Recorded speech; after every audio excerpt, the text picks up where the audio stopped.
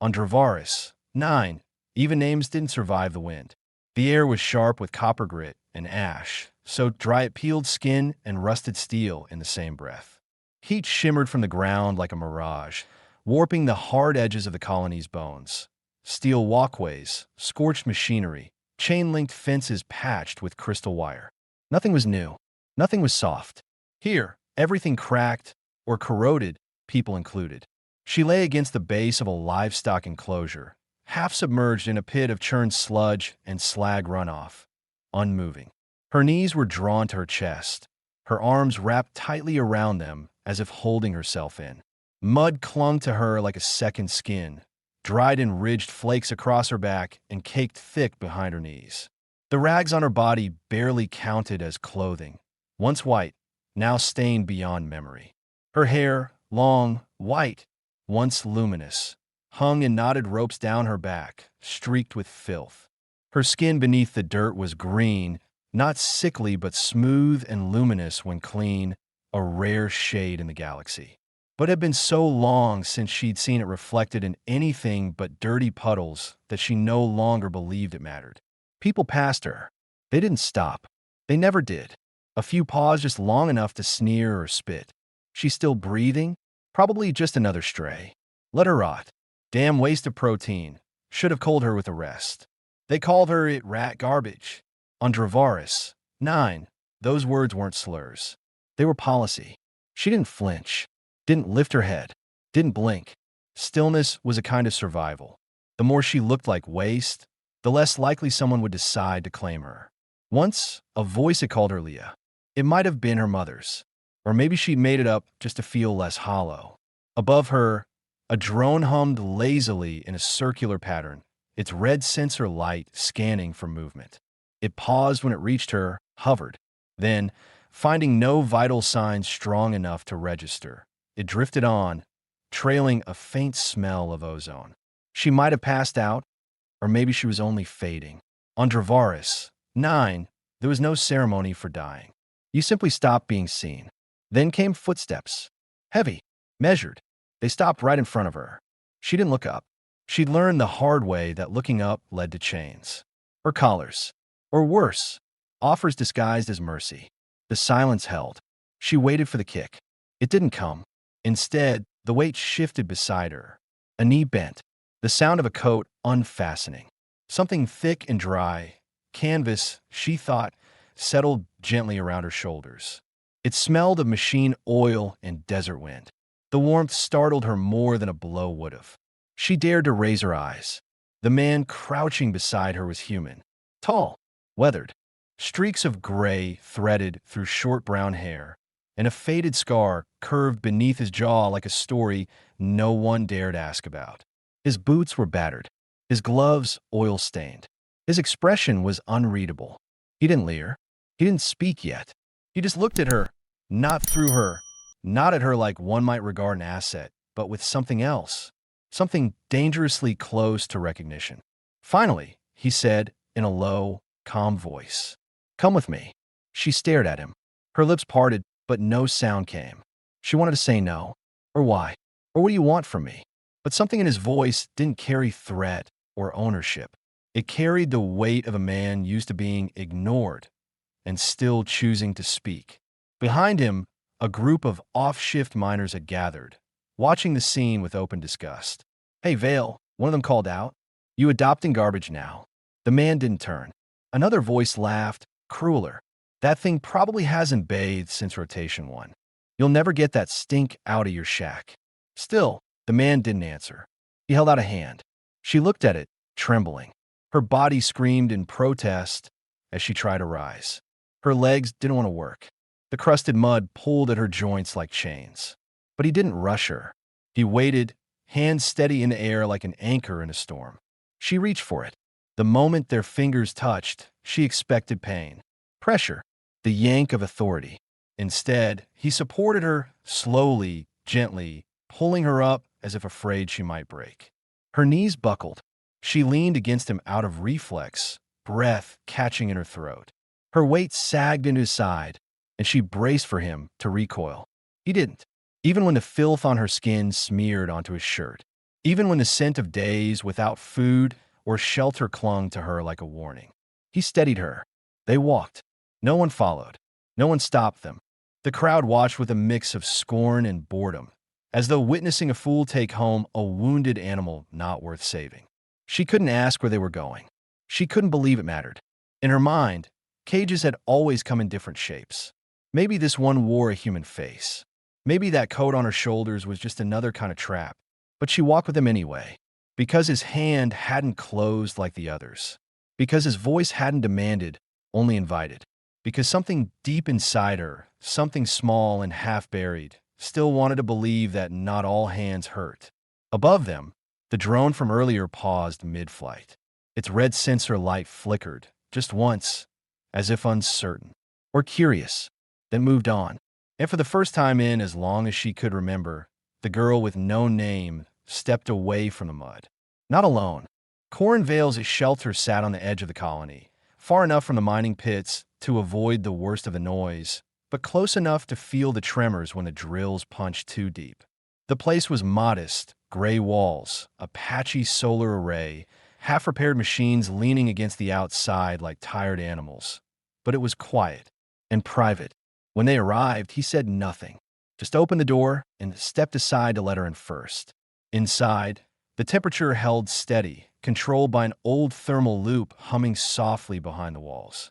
The air didn't bite like outside. No ash, no wind, just the faint scent of oil, metal, and something else, basil, maybe from a long-dead hydroponic experiment. She hesitated in the doorway, waiting for a command that didn't come. He gestured down the narrow hallway, toward the only door with a dull green light above it. "Bathroom's there," he said quietly. "There's hot water.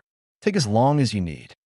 Then he placed a clean towel and a bundle of clothes on a bench by the wall.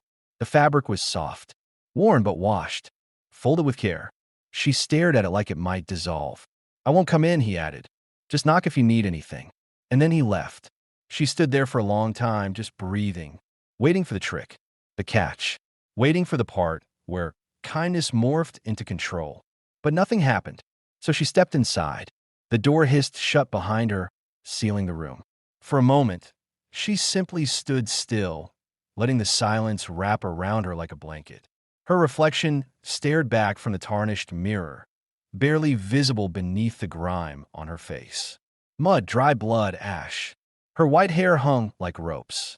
Her skin was a dull green-gray, cracked with dryness and exhaustion. The sink had soap, real soap. She didn't remember the last time she'd touched anything that clean. Then she turned the shower on. When the first rush of hot water hit her back, she cried out. Not from pain, not from fear, from the shock of it, the luxury of it. Water. Huh. Endless. Pouring over her shoulders, between her shoulder blades, washing down her legs and across her feet, where the mud came off in black streaks. She scrubbed until her skin burned, until the water ran clear, until the memory of hands dragging her through dirt and chains slipping over her wrists washed down the drain. She touched her own face and flinched, not because of pain, but because it felt like someone else's skin. Smooth, warm, real. When she finally turned off the water, steam hung thick in the room.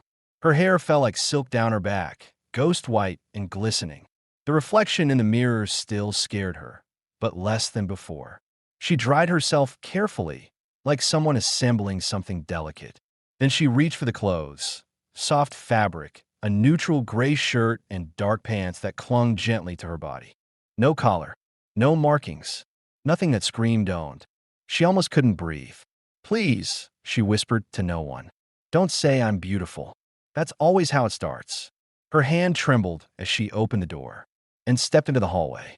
Corin was sitting at the small table, fiddling with a broken coil transmitter. The door has caught his attention, and he looked up casually, then froze. He didn't speak, didn't blink, just stared. The woman standing there wasn't the creature he'd pulled from the mud, not the hunched, shivering thing wrapped in filth. She stood tall now, still cautious, still fragile, but no longer buried. Her green skin, now clean, glowed with a faint natural luminescence, the color of fresh jade warmed by sun. Her long white hair flowed like melted light over her shoulders. And her eyes, those golden eyes, were no longer hollow. They watched him, guarded, vulnerable, alive. She hugged her arms around herself, unsure. "Don't stare," she said softly. "I know what people see." "I'm not staring," Corin said. But he was. He couldn't help it. She was, damn it, there was no other word, extraordinary. Not beautiful in the way humans measured it. She was otherworldly, designed by a cruel god for reverence and suffering alike. Every line of her body spoke of something elegant, distant, unapproachable. And yet she stood there, barefoot and trembling, wrapped in borrowed clothes, afraid of what he'd say. "I don't care what you look like," Corin said finally, his voice lower now. Steadier. "I didn't bring you here to be looked at. I brought you here to be safe." She blinked, startled, as if no one had ever said those words to her before. He rose, careful not to move too fast, and gestured to the chair across from his. "There's food. Not fancy, but it's warm." She hesitated, then walked over slowly, barefoot steps barely making a sound. She sat, her hands resting on her lap, eyes flicking between the steaming bowl in front of her and the man across the table. The scent of real broth rose from the bowl, something with root vegetables, thickened with protein grain. Her stomach growled, loud and abrupt. She flinched. Corin said nothing, just handed her a spoon. Her fingers trembled as she gripped it. She brought the first bite to her mouth too fast, half desperate, and choked. She coughed, eyes watering. He handed her water, calmly, like it was the most normal thing in the world. "I haven't eaten real food," she whispered, voice raw. "Not in a long time." He nodded. They ate in silence. And when she finished, her breathing steadied. Her shoulders dropped just slightly. Not trust, not yet, but a sliver of something gentler. Corin cleared the bowls. Didn't ask questions. Didn't push. He pointed toward a closed door down the hall. "There's a bed in there. You can take it." She stared. "You don't want anything?" "No. I don't have anything to trade." "I know." She hesitated again, then slowly stood. Her golden eyes lingered on him for a long moment, measuring, waiting for the lie to surface. It didn't. She stepped toward the door, but paused halfway. "Why did you help me?" He looked up from his hands, quiet for a beat too long. "Because no one else did," he said, then turned back to his tools. She watched him for a moment more, and then she slipped into the room, closed the door, and, for the first time in what felt like years, lay down without fear. Corin sat alone in the fading light, staring at the place where she had stood. He wasn't sure what shook him more, her beauty, or the way she looked at him. Like kindness was a language she hadn't heard in years. The dreams came first. Soft, shivering images that didn't hold shape, just impressions. Chains clicking, hands pulling her hair, a voice too low and cold to remember the words. Then the sound of a latch turning behind her. She woke with a gasp, lungs tight, arms tangled in the blanket. For a second, she didn't know where she was. Her instinct screamed, run, hide, vanish. But then the details returned, slow and cautious. The room was dim, lit only by a wall panel pulsing with gentle orange light. The air was still warm, still clean. No shouting, no footsteps, just the faint hum of the building's old thermal system, humming like a distant heartbeat. She was alone, and not in a cage. Her breath slowed. Sitting up, she touched the corner of the blanket with her fingertips. It was smooth, not silk, nothing luxurious, but not government-issued rags either. Not stained, not blood-slicked, just simple fabric, soft enough to remember. Her feet met the floor, cold but not cruel. The clothes still fit. She hadn't been stripped in her sleep. She hadn't been moved. Nothing had changed except the feeling. The trembling in her spine had dulled overnight. Not gone, but bearable. She moved down the hallway silently, unsure of what she'd find on the other side.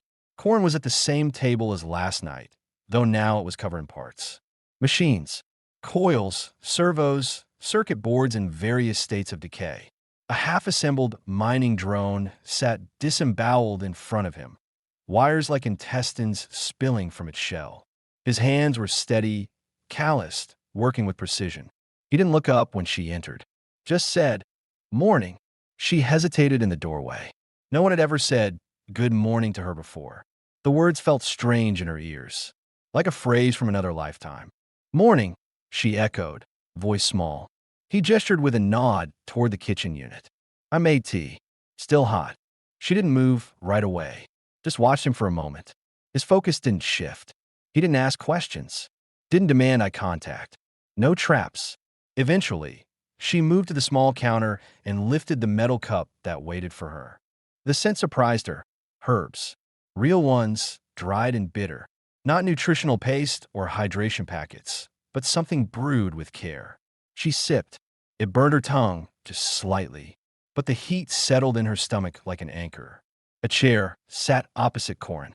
She stood behind it, unsure, until he finally glanced up and said, "You can sit." So she did. For a while, it didn't speak. Just the sound of him working, her sipping slowly, the drone's loose casing creaking with age. It wasn't silence like before, empty, dangerous silence. This one had shape, like stone warmed by the sun. She watched his hands. He had a mechanic's movements. Intentional, unhurried, precise. The scar beneath his jaw flexed slightly every time he focused harder. "You fix things," she said, surprising herself at the question. He nodded. "Machines don't lie." She tilted her head. "People do." "Yeah. Do you?" He looked at her now. Steady. Calm. "No." That answer sat between them a moment. "I used to be owned by a man who said the same," she said quietly, tracing the rim of her cup. "But he lied more sweetly than anyone I'd ever met." Corin didn't answer right away. He returned to his work, but not dismissively, more like someone waiting for the right words. "Then I'll avoid sweetness," he said eventually. She huffed a quiet breath, almost a laugh. "I don't remember what I was before they bought me," she said, her voice quieter now. "I think I had a name. Something with an L. Leah, maybe." She wasn't sure why she said that. She hadn't spoken her name in years. Maybe not since childhood. Corin didn't react. No pity. No hollow comforts. Just not at once. "Leah suits you." She blinked. "Suits me." "Yeah. How would you know?" "I've met people who call themselves warriors and wouldn't last a week outside the domes. Names are just sounds. It's how you wear them that matters." She didn't know what to say to that, so she didn't say anything at all. Instead, she leaned forward slightly, eyes scanning the drone parts. What happened to it? Overheated. Stripped out its guidance loop. She narrowed her eyes. "Can I see?" Corin arched a brow, surprised. "You know how?" "No, but I remember things fast." That was true. She'd been conditioned to retain languages, patterns, vocal cues. Her memory was sharp. It had to be slaves who forgot orders were reconditioned, or worse. He handed her a small screwdriver without a word. She took it. Her hands trembled slightly at first, but steadied as she turned the screws with slow, careful precision. The panel clicked free. Inside, layered components, heat-scored wires, microchips corroded from exposure. She didn't know what she was doing, but she didn't stop. Corin watched her from the corner of his eye. Quiet, but not disinterested. "You've got good instincts," he murmured. "I had to," she replied. "Instinct kept me alive. Still does." Their eyes met again, and this time something passed between them. Not trust. Not yet. But recognition. They weren't the same, but they were both survivors. When her hands brushed his by accident, she flinched, only slightly. Enough that he pulled back, giving her space. No judgment. No offense. She cleared her throat. "Why did you bring me here?" she asked. Corin leaned back in his chair, expression unreadable. "Because I couldn't leave you there." "That's not a reason." "It is to me." She didn't believe him. Not completely, but she didn't press. Something told her that pushing him would only close doors. Instead, she studied his face. "You fought in the border wars, didn't you?" she said. He blinked. "How do you know?" "I've seen men with that scar before. From old drop harnesses. Military issue." He said nothing. She continued. "Most men I met from that war ended up drunk or dead. You're neither." Corin gave her a tired half-smile. "Give it time." And for a moment, they both smiled. Not wide, not foolish, just a flicker. It vanished quickly, but had been real. That night, she slept again in the small room. The blanket no longer felt like a disguise. The bed, while still unfamiliar, no longer carried the threat of betrayal. Her body remained tense, but less so. Her heartbeat settled faster. Her breath came easier. She still didn't trust him, but she didn't fear him either. And in the dark, staring at the cracked ceiling above her, she allowed one dangerous thought to slip through. Maybe she had survived long enough for something else to begin. She didn't know what that would look like. She didn't believe in hope, but she was starting to believe in Corin Vale's silence. And that was almost the same thing. It rained that morning, not the soft kind of rain that cleans streets or refreshed air. On Dravaris 9, rain came in metallic sheets, laced with ash and static, rolling off the dome like ghosts tapping on glass. Outside, the sky boiled a sick gray-orange, as if the planet were trying to peel itself apart from the inside out. Inside the shelter, it was quiet, warmer than usual. Aurenia sat in the corner of the main room, cross-legged, barefoot, arms draped loosely over her knees. She watched the droplets snake down the reinforced window, tracing the rivets as if they might spell something. An answer, maybe. A message from a world she'd never returned to. Corin sat across the room, hunched over his workbench, tinkering with a fried transducer coil. He hadn't said much that morning, but that was normal. He didn't fill space with noise. He respected silence the way others respected weapons, cautiously, reverently. She watched him in the reflection of the glass. Calm, focused, unthreatening, but still a mystery. She turned from the window. I think it's time I told you who I am. Corin paused, not surprised, just waiting. She shifted, folding her hands in her lap. Her voice was soft, but steady. My name is Aurenia Velsurian.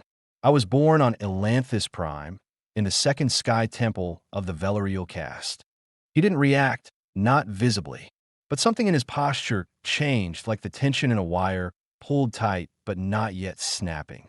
She continued, gaze steady. The Velarial are bred for symmetry, for grace, for beauty so precise it borders on unnatural. On my world, to be born flawless is not a gift. It's a responsibility, or a curse, depending on how you look at it. She ran a hand through her hair, letting it fall like white silk over her shoulder. I was considered a living jewel. That was the phrase they used. It sounds poetic, but what it meant was that I stopped being a child the moment I could stand straight and smile on command. I was trained to walk without sound, to speak only when spoken to dance without joy and sing without breath. Corin didn't interrupt. His eyes, for once, weren't on his tools. They dressed me in gold-veined robes, painted my eyelids with crystal dust. They taught me how to move like water and how to freeze like art. Men bowed, women envied, and none of them saw me. Her voice cracked, just once, but she kept speaking. I was passed between temples and patrons, always under the guise of honor. First as a ceremonial envoy, then as a decorative companion. Eventually, as a private acquisition. She looked down at her hands. Pale green, slender, scarred. One day, I was told I was being given to an off-world diplomat, a high-ranking negotiator from the Imperial Border Corps. I was to be his symbol of alliance, a political offering. Her lips curled, but there was no humor in it. He called me exotic, said I would be safer away from the jealousies of the temple. Safer with him. What he meant was that no one would come looking. Corin exhaled slowly, but didn't speak. I lasted 3 months, she said. Then he sold me again. This time not as a representative, as property. That was the first time I heard the word slave used with my name. She let that word hang in the air, heavy and sharp. I was too valuable to work the mines, too rare to break. So I was moved from hand to hand, each owner more careless than the last. Eventually, I ended up here, sold to a colony supervisor as a status token. A luxury. Aurenia looked up now, her golden eyes catching the light. But beauty is dangerous, even when it's all you have. The men wanted too much. The women wanted me gone. One day, the supervisor's wife accused me of seducing her husband. I hadn't even looked at him, but it didn't matter. She ordered me thrown out. Not sold, not reassigned, just discarded. Her voice turned quieter now. They dumped me in the animal pens. Said if anyone wanted me, they could take me. She paused. You know the rest. Corin leaned back slightly, jaw clenched. His knuckles were white around the small tool in his hand. I didn't know, he said. Not all of it, but I knew the look. She tilted her head. What look? The one people get when they've been used so long. They forget what it feels like to be touched without purpose. Her breath caught. He set the tool down, slowly. I've seen it before, he said. In soldiers. In survivors. In mirrors. She stared at him. Your turn. He didn't hesitate this time. My name's Corin Vale. Born on Loras Station, Terran Orbital Colony. My parents were maintenance techs. Raised me between pressurized corridors and leaking pipe welds. He rubbed his jaw, fingers brushing the old scar across his chin. I joined a unified combat corps at 17. Thought I'd be designing tech. Turned out, they needed engineers who didn't mind bleeding. He gave a dry laugh. I was deployed to Vexa 3 during the fourth border expansion. My unit was assigned to patch and rebuild forward shelters while command pushed through enemy-controlled terrain. First week there, we lost 2 convoys to thermal bombs. The heat waves cooked the insulation. I tried to rebuild a med bay from burnt scrap and shattered glass. His voice turned rough. 3 of my people died because I couldn't finish in time. Arena said nothing, just listened. They gave me a commendation. Said I saved 12 lives. I remember the 12, but I see the 3 in every dream. He looked up, eyes meeting hers. After the war ended, I turned down my reassignment. Took what credits I had, bought passage to Dravaris 9. Figured if I could fix enough broken machines, maybe I'd forget the broken people. You haven't, she said gently. No. A silence passed. Deep, unsettling, then honest. I didn't bring you here to fix you, he said. I'm not that arrogant. I know. I just couldn't leave you in that mud. She swallowed. And I didn't expect to survive. Corin leaned forward, elbows on his knees. So what now? I don't know, she whispered. I don't even know what I am anymore. You're not property. No, but I'm not free either. Not inside. He nodded. That takes time. And trust, she added quietly. He didn't argue. Then, slowly she stood. Moved across the room. She stopped in front of him. Not too close. Not too far. Thank you, she said. He met her eyes. For what? For not trying to own me. You're not something to be owned. Arena's voice shook when she asked. Then what am I? His answer was soft. You're a person who deserves to decide that for herself. And with that, something inside her, something buried so deep it had forgotten the taste of hope, uncoiled just slightly. For the first time in years, she didn't feel like she belonged to someone else's story. She felt like she was beginning to reclaim her own. And for now, in this small room on a broken world, that was enough. The shelter was quiet again, but something had shifted in the air. Arena felt it the moment she woke. Not in the room's temperature or the light filtering through the window, but in her chest. The weight she'd carried for so long, the silence, the dread, the readiness to flinch, had softened just enough to breathe without bracing. She rose and dressed slowly. No one rushed her. No one shouted orders. The fabric against her skin felt like a choice, not a costume. In the kitchen, Corin was already up. He stood at the open panel of the power converter, sleeves rolled to his elbows, fingers black with oil. A light frown lined his brow as he adjusted the alignment node with a flick of his wrench. He didn't look up when she entered, but she knew he'd registered her presence. He always did. Good morning, she said, voice quiet but clear. He grunted in reply, a neutral, wordless sound that somehow still managed to feel like an acknowledgement. She moved past him and poured herself a cup of tea. The warmth in her hands felt grounding. Familiar now. She leaned against the wall, watching him work. You always fix things first thing in the morning. Corin glanced at her, then back at the panel. Keeps my hands busy. She smiled faintly. Keeps your mind still. Something like that. Arena walked to the table and sat, wrapping her fingers around the mug. She didn't speak for a while, just watched him. There was something calming about the rhythm of his movements. Deliberate, practical, honest. I used to start every morning with protocol chants, she said suddenly. Balance the breath. Still the eyes. Align the voice. That kind of thing. Corin didn't interrupt. They said it trained discipline. I think it just trained obedience. He finished the alignment and set the wrench down with a clink. You want to learn how to fix things instead? She tilted her head, surprised. You teach me? He shrugged. Sure, if you're interested. Aurenia looked down at her hands. Long, graceful fingers that had once been trained to pour tea in precise arcs and to fold ceremonial cloth without creasing it. I've only ever been taught how to please, she said, not how to build. Corin's gaze didn't waver. Then maybe it's time you learn something that doesn't cost you pieces of yourself. The silence after that was thick, but not uncomfortable. She nodded slowly. I'd like that. Later, when the rain let up, they stepped outside together. The air was still sharp with ozone and dust, but the sky had cleared to a dull steel gray. The colony's edge shimmered in the distance, where solar collectors reflected the light like cracked mirrors. Corin led her to the storage shed near the generator. Inside, it smelled of old rubber, rust, and coolant. He handed her a simple toolkit, small wrenches, a multi-tip driver, a panel tester. You ever dismantled a coolant cap? He asked. No. Want to try? She smiled. You really believe I can? I believe anyone who survived what you have can handle a bolt. That made her laugh. Not loud, but real. He showed her how to loosen the outer casing, how to keep pressure from venting too fast. She listened carefully, mimicking his gestures, asking questions when she needed to.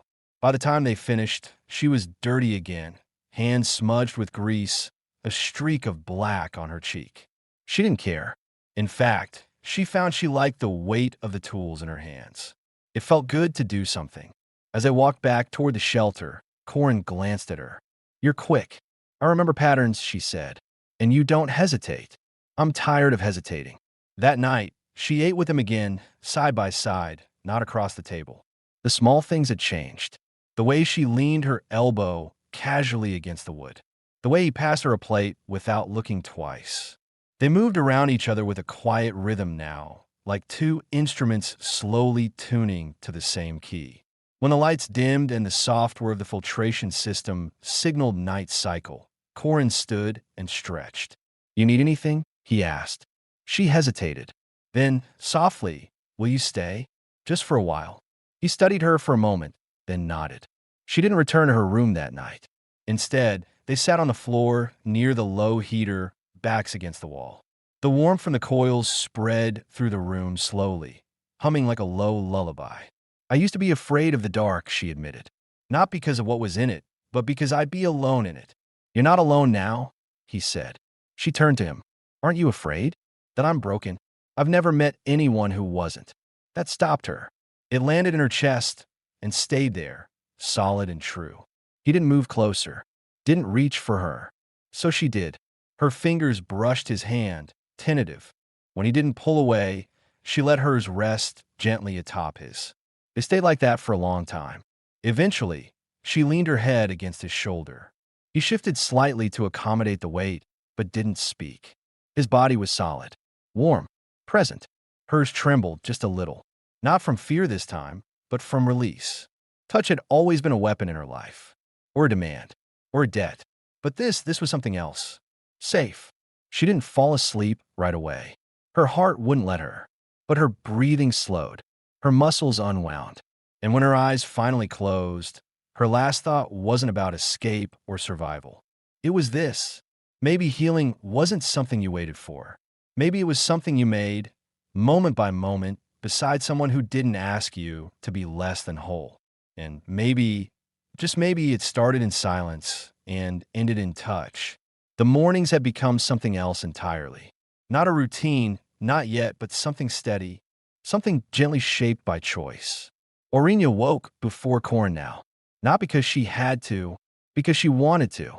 There was a quiet stillness in the first breath of day, in the moment before the light touched the metal floors and the world outside stirred with noise. In that stillness, she could remember who she was before titles, before chains, before anyone told her what her worth should be. She wrapped herself in a simple gray tunic, the fabric light and clean against her skin, and padded barefoot down the corridor.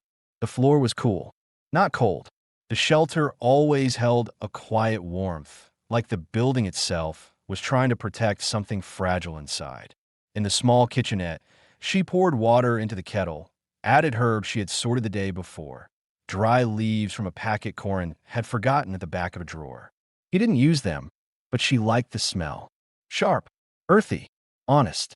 By the time the steam rose, Corin stepped into the room. Still half-dressed, his hair tousled from sleep, a faint scar near his collarbone catching the light. "Smells better than rations," he said, rubbing the back of his neck. "I took liberties," she replied, pouring tea into two mismatched cups. He accepted his with a nod, still waking. They drank in silence, but it was the kind of silence that had shape to it. Comfortable, familiar. They sat by the open hatch, where the sun filtered in through the tinted panels. Outside, the dust winds were calm. The horizon stretched like a soft promise, endless, unreachable, but no longer oppressive. "Anything broken today?" she asked. Corin took a slow sip, then pointed toward the garage module. "Transport's power relays stuttering again. Want to help me yell at it?" She gave him a look. "I meant diagnose." "I know what you meant," she said and stood. "But I prefer honest machines to ones that pretend they're listening." They worked side by side under the open panel of the utility crawler. Aurenia's hands moved with more confidence now, still cautious, but no longer hesitant. She asked questions, took notes in her head, offered observations. Corin watched her, quietly impressed. "You could have been an engineer," he said. She looked at him, wiping her hands on a rag. "I was supposed to be a decorative object." "Well," he said, passing her a spanner, "this world didn't get the memo." She laughed, full and genuine. And for a moment, the air between them warmed like sunlight through cold glass. Later that afternoon, Corin brought out a weathered datapad. They sat at the table again, this time with wires stretched between them and half a screen flickering to life. Aurenia leaned in close to examine the schematic he was showing her. "This," he said, pointing, "is the base-level structure of the thermal loop. See the venting pattern here?" She nodded. "And the irregular pulse here means the unit's cooling too fast." "Exactly." She tilted her head. "Why do you keep all this to yourself?" "What?" "This knowledge. These systems. You could have taught others. Worked at the center. Build a life." He gave a small shrug. "People don't come to Dravaris 9 to build lives. They come here to disappear." Her gaze didn't waver. "Is that what you were doing?" "I thought it was," he admitted. "And now?" He hesitated, then looked at her. "I don't know anymore." She didn't speak, just placed her hand gently over his on the table. The touch wasn't urgent. It didn't ask for anything, but it said everything. She had never touched a man without fear, without expectation, without needing to measure her safety in breaths. This was the first time it felt like her choice.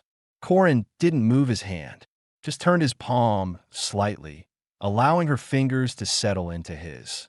And something between them shifted again, not suddenly, not loudly, but with quiet gravity. That evening, they shared food, nothing fancy, just warm grain and preserved vegetables. But the way they sat, the way they passed things between each other, the way her hand brushed his as she reached for salt, it all carried a rhythm. They weren't filling silence anymore. They were sharing it. After the meal, Aurenia cleaned the dishes without being asked. Corin watched her move through the small kitchen like she belonged there, like she'd always belonged there. When she returned to the main room, she paused in the doorway. He was sitting on the floor, legs outstretched, back resting against the wall. The light was low now, casting warm shadows over his features. He looked tired, not from work, from life. She walked over, hesitated only for a second, then lowered herself beside him. "I didn't know what kindness was supposed to feel like," she said quietly. "I used to think it always led somewhere dark, that it was just the opening act of control." Corin turned his head slightly to look at her. "And now, I'm starting to believe it doesn't have to." He didn't speak, but his hand found hers again without asking. She leaned into his shoulder, not out of need, but because she wanted to. His breath was steady. His body was solid. And for the first time, she allowed herself to rest against someone without preparing to be hurt. Time passed. She didn't count it. There was no urgency here. No clocks ticking. No voices calling. just the quiet hum of the filtration system and the faint pulse of shared warmth. "Do you ever miss who you were?" she asked softly. Corin exhaled. "No, but I miss what I could have been if things had gone differently." She nodded. "Me too." They didn't try to solve that. They just let it be. When the shelter lights dimmed to night cycle and the last orange glow faded from the horizon, Aurenia finally stood. "I'm going to bed." Corin rose with her. "I'll stay here." She paused. Then, voice calm but certain, "You don't have to." He watched her for a moment, reading her eyes, then followed her down the hall, not as a man expecting anything, but as someone who had been invited. She didn't lock the door. She didn't flinch when he sat near the edge of the bed. She lay down, and, after a breath, he did too, above the covers, keeping space between them. It wasn't about closeness. It was about presence. She closed her eyes, knowing he was there, that if she reached out, he wouldn't take, that if she spoke, he'd listen, that if she fell asleep, she'd wake up safe. And in that space, in the space between them, was something stronger than touch. It was trust. And perhaps, for both of them, that was the most intimate thing of all. The sun rose slowly over Dravaris, 9, casting a pale, gold-hued light through the colony's dusty atmosphere. For the first time since arriving on this forgotten moon, Aurenia didn't feel the weight of the sky pressing down on her. The day felt still, open. Not empty, but waiting. She stood barefoot at the edge of the shelter's platform, arms folded lightly across her chest, a quiet breeze threading through her long white hair. Behind her, the soft hum of the recycler buzzed like a distant memory. Inside, Corin worked, methodical as always, fixing what was left to fix. But something was different today. They had already spoken, not with words, but with hands, with quiet meals, with the way she had fallen asleep beside him the night before, his warmth close enough to feel, but never demanding. For the first time in her life, no one had claimed her. She had claimed herself, and now she was ready to choose. She stepped back inside, the cool air of the shelter welcoming her like breath drawn deep into the lungs. Corin glanced up as she entered, his brow raised in quiet curiosity. "I need to show you something," she said. He set down the tool in his hand without hesitation. Together, they climbed the slope to the old control tower on the ridge, long since abandoned. It was a place forgotten by the miners, once used to oversee shipment routes and drone coordination. Now, it held only dust, rusted consoles, and a still-working comm terminal patched together with Corin's stubborn craftsmanship. At the top, the view stretched wide. Over the colony, the fractured rock fields, and the soft flicker of the starport in the far distance. "This is where they brought me when I first arrived," Aurenia said. "The trader who bought me had his office here. I remember the way he looked at me, like I was a rare find, not a person."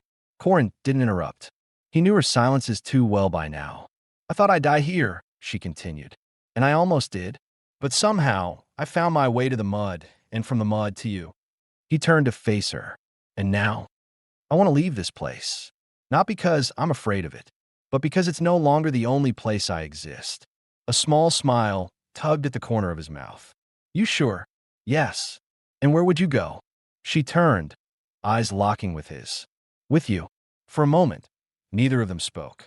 Then Corin nodded once, the motion slow, resolute. "Then we go." The decision was not dramatic. There were no packed bags or drawn-out goodbyes. Dravaris, 9 was not the kind of place that noticed when someone left.